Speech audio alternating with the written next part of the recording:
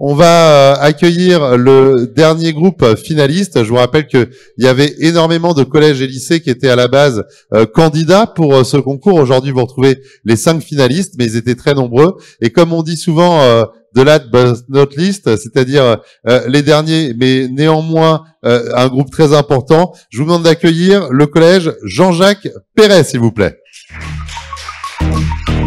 Des scientifiques en herbe, visiblement.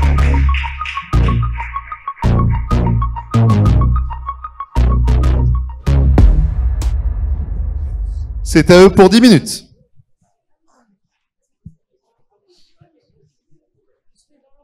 Ah.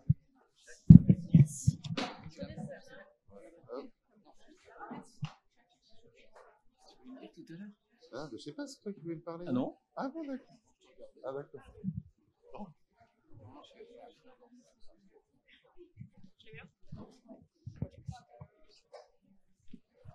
Alors, on prend le temps d'installer quelques accessoires. Voilà, et ça va débuter dans un instant.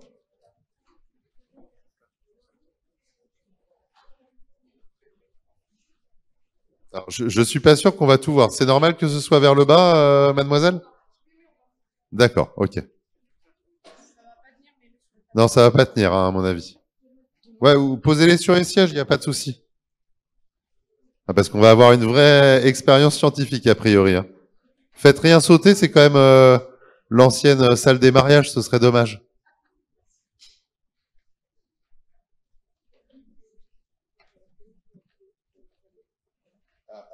Est-ce que quelqu'un peut leur expliquer comment on fait pour démarrer la vidéo sur la zapette?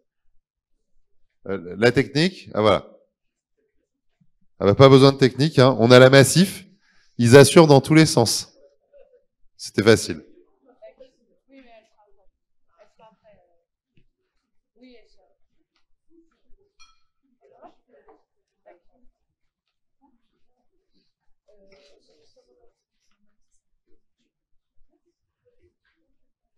On est bon? Allez, c'est parti pour 10 minutes. Bonjour à tous et à toutes. Nous sommes le club scientifique du collège Jean-Jacques Perret. Nous sommes 13 élèves de la 5e à la 3e qui se réunissent 2 heures par semaine pour étudier le plancton. D'ailleurs, nous sommes le premier observatoire de plancton d'eau douce d'Europe. Et nous sommes un collège en Savoie au bord de différents lacs alpins comme le lac du Bourget ou le lac d'Aiguebelette.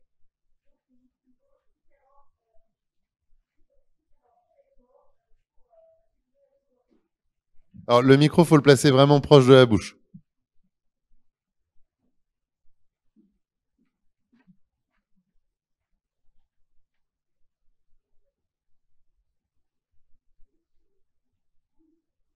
C'est juste là-dessus. Hein.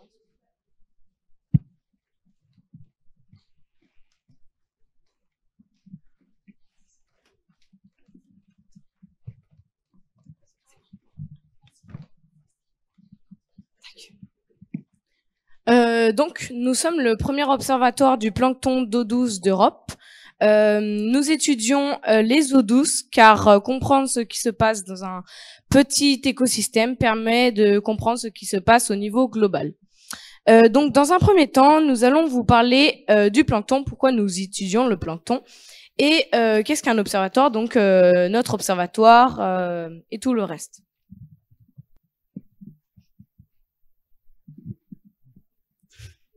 Super. Merci. Alors, qu'est-ce que c'est le plancton? Le plancton, c'est des micro-organismes qui vivent dans des étendues d'eau. Il existe 2 types de plancton, le phytoplancton, qui est en fait le plancton végétal, qui va faire la photosynthèse, et le zooplancton, qui est le plancton animal. Donc, c'est un petit peuple invisible, car comme je l'ai dit, c'est des micro-organismes, donc on les voit presque pas à l'œil nu. On voit seulement les plus gros à l'œil nu et on étudie ceux d'eau douce parce qu'il y a beaucoup d'études qui ont été faites sur le plancton marin, mais extrêmement peu sur ceux des eaux douces. Donc on profite de la proximité avec différents lacs comme le lac du Bourget et le lac d'Aiguebelette pour les étudier. C'est une biodiversité, on appelle ça négligée parce qu'en fait, comme c'est microscopique, on ne le voit pas à l'œil nu, on n'en parle pas vraiment dans les médias et le grand public n'a souvent pas d'idée de ce que c'est. Mais pourtant, même si on ne sait pas ce que c'est indispensable car le phytoplancton produit jusqu'à 70% de l'oxygène qu'on respire. C'est pour ça qu'il a un surnom, le poumon bleu de la planète. Le premier poumon, c'est les arbres et le deuxième, c'est le plancton. Et le zooplancton est à la base de la chaîne alimentaire, donc il est extrêmement important. S'il est impacté par une menace, on le saura à plus grande échelle. Malheureusement, il est fragile et menacé par le changement climatique. Donc ce qu'on observe depuis quelques temps, c'est que dans le lac, il y a une absence du brassage. Donc c'est quand les hivers sont glaciaux, en fait, l'eau froide va redescendre au fond du lac et les eaux chaudes vont remonter.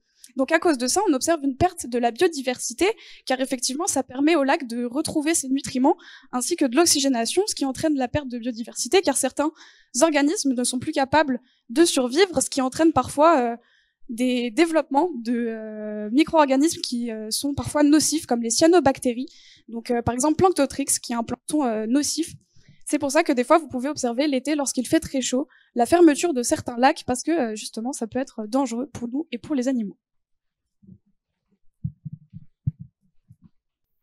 Maintenant, nous allons vous expliquer qu'est-ce qu'un observatoire du plancton.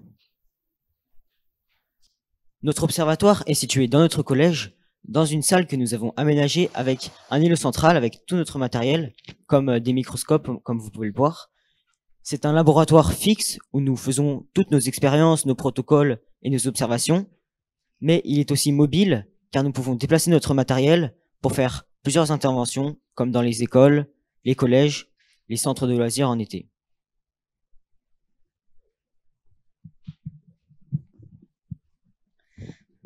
Ici, nous pouvons y voir notre imprimante 3D grâce à laquelle nous avons pu imprimer des planctons comme Daphne, Asterionella et de très nombreux autres. Et ici, nous pouvons y voir notre laboratoire, donc tous nos microscopes, ainsi qu'un de nos microscopes qui nous a permis de faire des photos et de les afficher à notre exposition.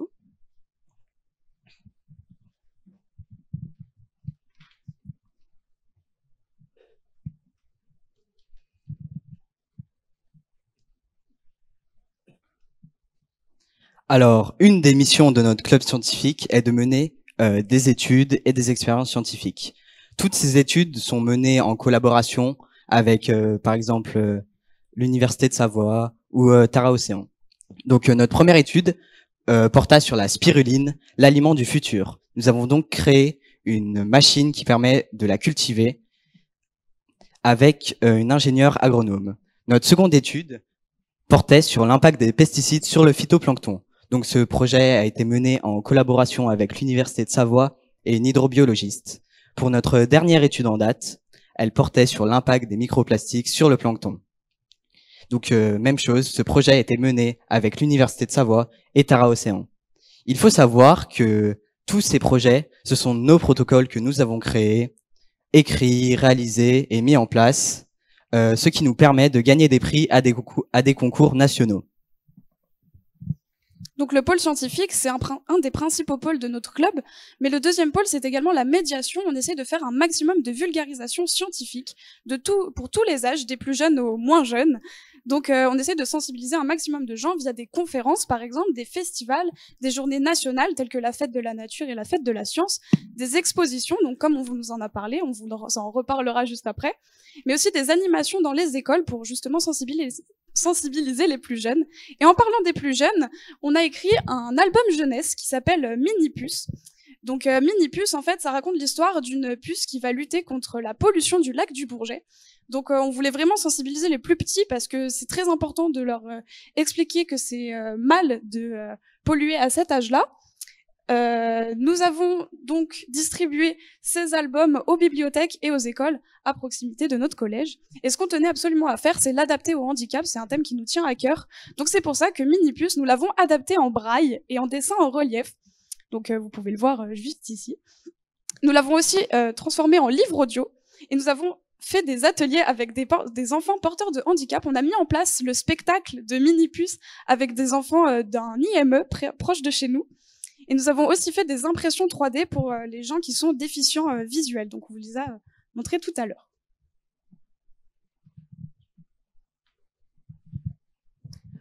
Au cours de l'année 2024, nous avons participé à divers projets et variés. Récemment, nous avons créé une exposition se nommant Immersion au sein d'une goutte d'eau, qui est actuellement exposée dans la maison du lac d'Aiguebelette et qui va circuler dans des lieux d'exposition divers.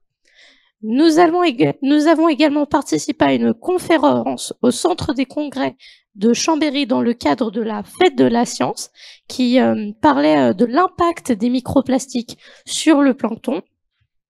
Enfin, comme l'a dit ma camarade, nous avons également édité un deuxième livre Minipuce qui a déjà été lu par plus de 200 élèves et que nous distribuons dans les bibliothèques et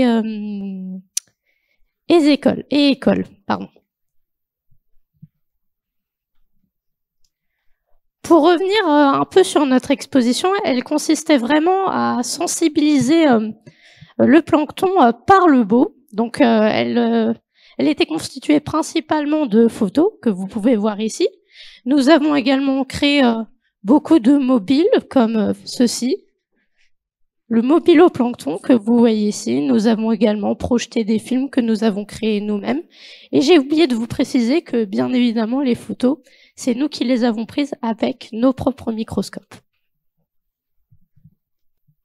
Nous avons voulu élargir nos moyens de sensibilisation en créant un stand-up scientifico-rigolo qui expliquait le blanchissement des eaux du lac. Nous avons également créé un jeu dont vous êtes le héros qui permettait de se mettre dans la peau du plancton.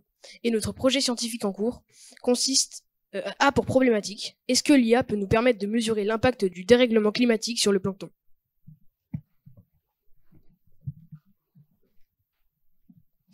Merci de votre écoute. Pour plus d'informations, nous avons un site internet.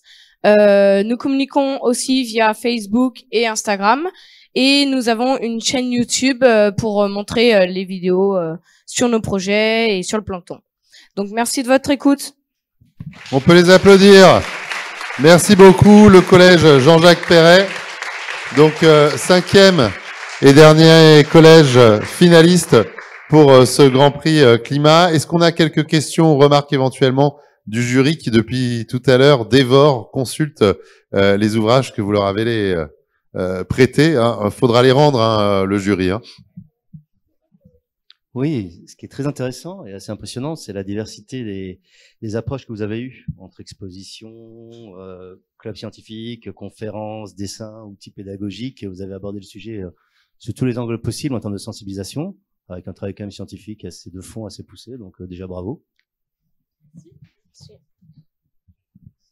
Oh, bravo.